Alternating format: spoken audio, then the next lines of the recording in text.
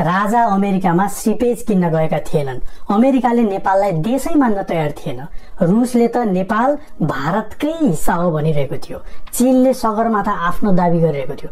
त्यो बेलामा राजा सबै देशमा गएर कोल्ड वारको बेला थियो त्यो। आफ्नो देश नेपाल पनि एउटा देश हो भनेर संयुक्त राष्ट्र संघमा दर्ता गराउन सफल भएका थिए। राजाकै कारण नेपाल भन्ने देश दर्ता भएको कुरा त राजाको विरोधीले पनि स्वीकार गर्छन्। यदि देश नेपाल नभए भने के हुन्थ्यो र? भारतमा मिसेको भए रेल चढ्न पाइन्थ्यो भन्ने किसिमको मदन राई टाइपको सोच छ भने त केही पनि भन्नु परेन। होइन भने भारतको दोस्रो दर्जाको नागरिक हुनु परेन। जसरी कश्मीरमा आगो बलिरहेको छ, जसरी मणिपुरमा चाहिँ विध्वंस भइरहेको छ, त्यो हामीले खेप्नु परेन भन्ने किसिमको गर्व लाग्छ भने राजा महेन्द्रले यतिको गुण चाहिँ हामी नेपालीलाई लगाएकै हुन्। यो कुरा विकट गाउँहरूमा झाडा पखालाले मान्छे मर्थे एकदमै गाह्रो थियो भन्ने कुरा। तराईमा औलोले मान्छे मर्थ्यो। अमेरिकाबाट सहयोग ल्याएर त्यो औलो निवारण गरेर तराईमा बस्ती बसाएका पनि राजाले नै हुन्। राजालाई पनि यो कुरा थाहा थियो आफ्ना देशका जनता कसरी मरिरहेका छन् भन्ने कुरा। राजा महेन्द्रले चीनसँग बाटो खोल्दाखेरि भारत रिसाएको थियो। तपाईहरु जसको हली भएर बस्नु भएको छ नि, ती सबै नेताहरू तात्तेका थिए महेन्द्रदेखि। अमेरिकाले स्पष्टीकरण सोधेको थियो माओको देशसँग किन बाटो खोलेको भनेर।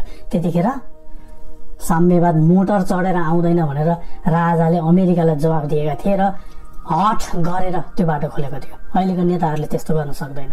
त्यति जस चाहिँ उनलाई दिनुपर्छ। बाटो खोल्ने सवालमा छ नि, राजाले जति बाटो खोले त्यही बाटोमा अहिले मोटर गुडेको हो कि। अलि ठुलो बनाइयो होला रेल ल्याइलाई, तर सबै पूर्वाधार चाहिँ राजाकै पालामा बनेको हो। त्यतिखेर पहाडमा बाटो लान हुन्न भनेर राजाले भनेका थिएनन्। पहाडमा बाटो लानकै लागि उनले अमेरिकादेखि, चाइनादेखि, भारतदेखि विद्वानहरूलाई ल्याएका थिए। सबैले के सल्लाह दिए भने अहिले यो ठाउँमा बाटो बनाउनको लागि गाह्रो छ, बजेटले पनि पुग्दैन र उपकरणहरू चाहिन्छ नि त ठुल्ठुलो रुख ढाल्ने। त्यस्तो किसिमको मिसिन त्यतिखेर विश्वमै बनेको थिएन। अनि नेपालले चाहिँ कहाँ लिएर आएर बनाउने त? त्यसकारण उनीहरूले सल्लाह दिए अहिले सम्म ठाउँमा बनाऊ भनेर पूर्व पश्चिम राजमार्ग राजाले बनाएका हुन्। त्यो किन बनाए त भन्दाखेरि आफ्नै देशमा जान पनि अर्काको देश भएर जानु पर्थ्यो। तराईमा औलो थियो, त्यो औलो निवारण गरेर तराईमा बस्ती बसाउने काम पनि राजाले गरे र सबै नेपालीहरू एक ठाउँमा ल्याउने काम गरे। पूर्व पश्चिम राजमार्ग त्यो हिसाबले बनायो।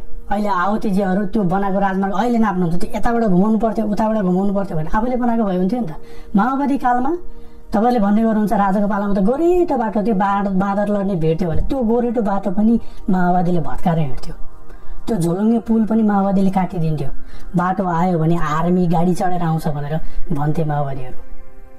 पुल राख्यो भनेदेखि यो पुलमा आर्मी हिँड्छ भनेर काटिदिन्थ्यो, एम्बुस राख्थे, मारिदिन्थे। कतिजना मान्छे उनीहरूले पुल मुनि एम्बुस राखेर मारे, कतिजना मान्छेहरू उनीहरूले बसमा बम हानेर मारे। त्यसको हिसाब किताब कसले गर्थ्यो? माओवादी कालमा बाटो खन्न पाइन्थ्यो, डोजर उनीहरूले जफत गर्थे, ठेकेदारलाई कुट्थे। तपाईँले भन्नुहुन्छ टेलिफोनको कुरा गर्नुहुन्छ, त्यतिखेर टेलिफोनको जमाना संसारमा हाम्रो जस्तो अल्प विकसित देशमा भारतमै पनि भर्खर आएको थियो कि फोन। त्यो फोन राख्यो भनेर माओवादीले सुराकी भनेर मरणासन्न हुने गरी पिटेका मान्छेहरू कति छन्। र कुरा स्कुलको कतिवटा स्कुल माओवादीले बन्द गरायो, कतिजना मास्टरहरूलाई माओवादीले पिट्यो। 3 वर्ष अगाडि मात्रै विप्लवले स्कुलको मास्टरलाई जासुसी गर्यो भनेर रुखमुनि लगेर रेटेर मारेको होइन। अनि तपाईँहरू भन्नुहुन्छ त्यतिखेर पढ्न पाइँदैन। राजाले बनाएको स्कुल पनि माओवादीले भत्काउँथ्यो। त्यतिखेर बनेका ब्याङ्कहरू पनि माओवादीले लुटेर लगेको होइन। त्यसको हिसाब किताब खोइ त। यसकारणले राजाले नगरेको यिनीहरूले गरेको होइन क्या। जहिले एउटा कुरा हुन्छ राजाले चाहिँ दलितहरूलाई अधिकार दिँदैन थिए, थिचोमिचो गर्थे। तपाईँहरूलाई एउटा कुरा के लाग्दो रहेछ भनेदेखि दलितहरूको सेन्टिमेन्ट लिन पाएदेखि यिनीहरू हच्किन्छ भनेर। तपाईँ हामीले भन्दा बढी नि राजाले दलितहरूलाई राम्रो गर्थे। बरु तपाईँ हामीले गर्दैनथ्यौँ। राजाले शिक्षक राखेको मान्छेलाई दलित शिक्षकसँग पढ्दैनौँ भनेर तपाईँ हाम्रो बाबुबाजेहरू पढ्न जाँदैनथे। त्यो घटनासम्म भएको छ। दलवीर सिंह कामी भन्ने मान्छे चिन्नु भएको छ। उनी आफ्नो आरनबाट चाहिँ आफैले फलामको लट्ठा बनाएर पुल थाप्थे। त्यो कुरा थाहा पाएपछि राजा महेन्द्रले उनलाई बक्सिस दिएका थिए। राजा महेन्द्रले धेरै तलब खान्थे राजाहरूले भन्छ नि, तर उनीहरूले आफ्नो गोजीबाट धेरै राम्रो काम गर्ने मान्छेहरूलाई बक्सिस पनि दिँदै हिँड्थे। धेरै ठाउँमा उनीहरूले दान पनि गर्थे। विश्वविद्यालय बनाउँदाखेरि पनि राजाका मान्छेहरूले आफूसँग भएका गरगहनाहरू पनि राखेर दान दिएका थिए र यो विश्वविद्यालय बनाएका थिए। त्यही विश्वविद्यालयको तालाचाबी अहिले दलका नेताहरूसँग छ। र त्यही विश्वविद्यालयबाट अहिले सबै नेताहरूको गुन्डा कार्यकर्ताहरू पैदा हुन्छ। त्यही गर्नको लागि बनाएको थियो विश्वविद्यालय। तपाईँहरू पढ्न दियो भन्नुहुन्छ। पढ्न दिए भए हामी विदेशमा यसरी भाग्नु पर्थ्यो। 3 वर्षमा खत्म हुनुपर्ने कोर्स 7 वर्षसम्म हुन्छ। कहिले क्लास हुन्छ थाहा हुँदैन, कहिले टेस्ट हुन्छ थाहा हुँदैन, कहिले रिजल्ट आउने टुङ्गो पत्तो हुँदैन। अहिले पनि सोभियतमा कुटाकुट भएर मान्छे घाइते भयो नि होइन, खुकुरी बोकेर स्कुल आउँछन्। त्यस्तो ठाउँमा मर्नु कि बाँच्नु भन्ने जस्तो स्थिति अहिले छ। नेपालमा पढ्न पाउने वातावरण अहिले छ। राजाले बनाइदिएको एउटा विश्वविद्यालय पनि यिनीहरूले खुकुरी तेर्साइकन सबैलाई धपाएर हामी बाध्य भएर विदेशमा पढ्न आउनु परेको छ। म दलवीर सिंह कामीमै थिएँ। दलवीर सिंह कामी त्यतिखेरका वैज्ञानिक थिए। राजाले उनलाई बक्सिस मात्रै दिएनन्, सरकारी जागिर पनि लगाइदिए। सरकारी जागिर पाएपछि दलवीर सिंह कामी घोडा चढेर हिँड्थे। त्यो फोटो तपाईँहरू खोज्नुभयो हुन्छ दलवीर सिंह कामी भनेर। कामीको छोरो घोडा चढेर हिँड्यो भनेर तपाईँ हाम्रो बाबुबाजेले कति रिस डाहा गरेका थिए।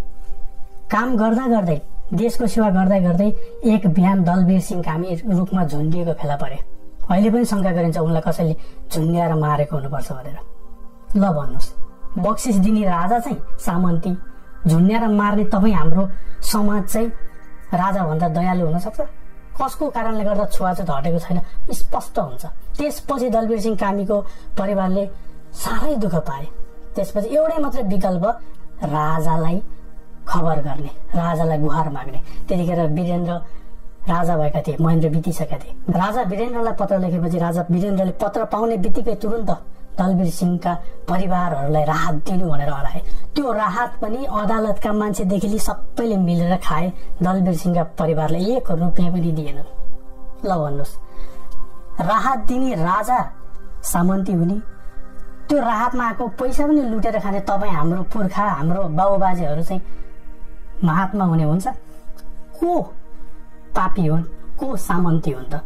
तपाईँ हामी हाम्रो छातीमा हात राखेर भनौँ त हाम्रो बाबुबाजेले चाहिँ महिलालाई अधिकार दिन्थे, हाम्रो बाबुबाजेले चाहिँ छुवाछुत गर्दै गर्दैनथे भनेर भन्नुहोस् त। तपाईँ हाम्रो समाजले नि अन्तर्जातीय विवाह गर्यो भनेर खेदेर ओडारमा लुकेको जोडीलाई राजाले भेटाएर ल्याएर त्यो ओडारमा भएको मन्दिरको पुजारी राखे र राजादेखि सबैजना चिडिए। तपाईँको बाबुबाजे पनि चिडिनु भयो होला, हाम्रो बाबुबाजे पनि चिडिए। यो छुवाछुत, यो विभेद नहट्नुमा राजाको भन्दा बढी दोष तपाईँ हाम्रो बाबुबाजे र पुर्खाको छ। धेरैजना साथीहरू विदेशमा हुनुहुन्छ र उहाँहरू भन्नुहुन्छ गाउँ गाउँमा बच्चा जन्माउँदाखेरि चाहिँ कतिजना चाहिँ उपचार नपाएर मरे भनेर भन्नुहुन्छ। अहिले तपाईँ भन्न सक्नुहुन्छ तपाईँको बच्चा जन्माउने बेलामा चाहिँ म कुनै गाउँको कुनामा लगेर जन्माउँछु भनेर सक्नुहुन्छ? तपाईँ विदेशमै जन्माउनुहुन्छ, किनकि अहिले पनि त्यस्तै छ। राजाहरूको पालामा पासपोर्ट पाइँदैन थियो, विदेश जान पाइँदैन थियो। तपाईँ हाम्रो बाबुबाजे विदेशै गएको भए पनि के कामका लागि जान्थे होला सोच्नुहोस्। आज पासपोर्ट नि कति हजार बङ्गालीको हातमा छ, गन्ती गर्न सकिँदैन। कति हजार विदेशीको हातमा नेपाली पासपोर्ट छ, त्यो भन्न सकिँदैन।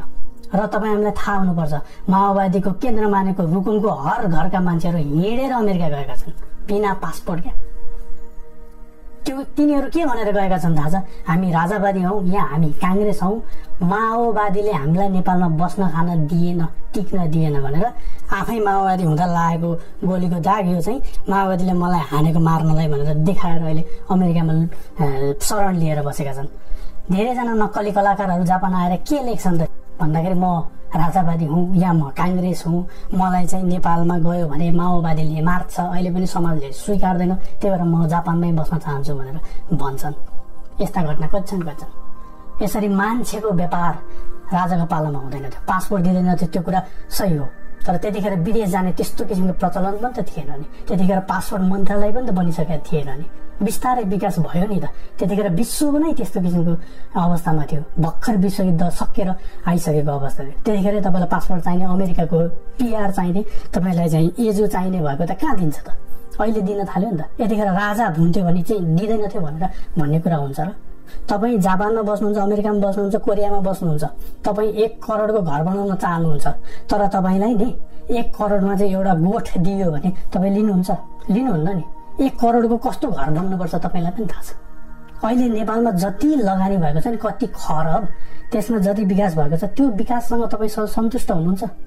तपाईँ आफ्नो पैसा लगानी गर्नु परेको भए नि तपाईँ त्यो कुरा मान्नुहुन्थ्यो। त्यसकारणले भ्रष्टाचार गरे पनि अलिअलि गरे होला नि, देश विकास पनि त भएको छ नि, बाटो आएको छ भन्नु ठुलो कुरा होइन। त्यो बाटोले हामीलाई कति ऋण बोकाएको छ त्यो पनि सोच्नुपर्छ।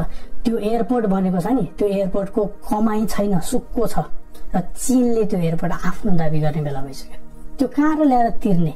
श्रीलङ्कामा के महामारी आइपुग्यो? चीनले श्रीलङ्का किनेको थियो टुक्रा। नेपाल भोलि चीनले आफ्नो दाबी गर्दैन भनेर कसरी भन्ने? जसरी युक्रेनको खानीमा अमेरिकाले दाबी गर्यो, भोलि हामीले चीनलाई हिउँ बुझाउन पर्ने, भैयालाई पानी बुझाउन पर्ने भयो भने त्यतिखेर के ल्याएर तिर्ने अनि आफ्नो सामान फिर्ता ल्याउने? ल भन्नुहोस्, यति धेरै ऋण कसरी तिर्ने? त्यो त्यतापट्टि पनि सोचौँ क्या साथीहरू। 5 वर्षमा चुनाव हुन्छ, राम्रो मान्छे आइहाल्छ नि भनेर सोच्ने हो भने 20 वर्षमा 4-5 चोटि चुनाव भइसक्यो, कहिले पनि राम्रो मान्छे आउन पाएन, किनकि चुनावै कसैको लगानीमा हुन्छ। चुनाव गर्ने पैसा पनि नेपालसँग छैन, अर्कालाई मागेर गर्ने हो। मागेको चुनावमै कस्तो नेता आउन पाउँछ र ती आएका नेताले कतिसम्म गर्न सक्छन्। र यो संविधानभित्र बसेर कुनै पनि मन्त्रीले राम्रोसँग काम गर्न सक्दैनन्। हरेक मन्त्रीको इन्टरभ्यू सुने हुन्छ। त्यसबाट हाम्रो देशका मन्त्रीले आफ्नै देशको लागि खोलेर काम गर्न सक्ने व्यवस्थाको माग गरेका हौँ। त्यति माग गर्दैमा हामी रैती हुन्छौँ भने रैती हुन्छौँ, तर नमिठो वचन नगर्नु होला। तर्क गर्न सबैले पाउँछ, बाधे जाए त्यो तत्त्वबोध, वाद विवादबाटै कुराकानी बुझ्ने हो। त्यही भएर रैती हो, यस्तो हो त्यस्तो हो भनेर मुखै छाडिहाल्नु चाहिँ राम्रो हुँदैन। धन्यवाद।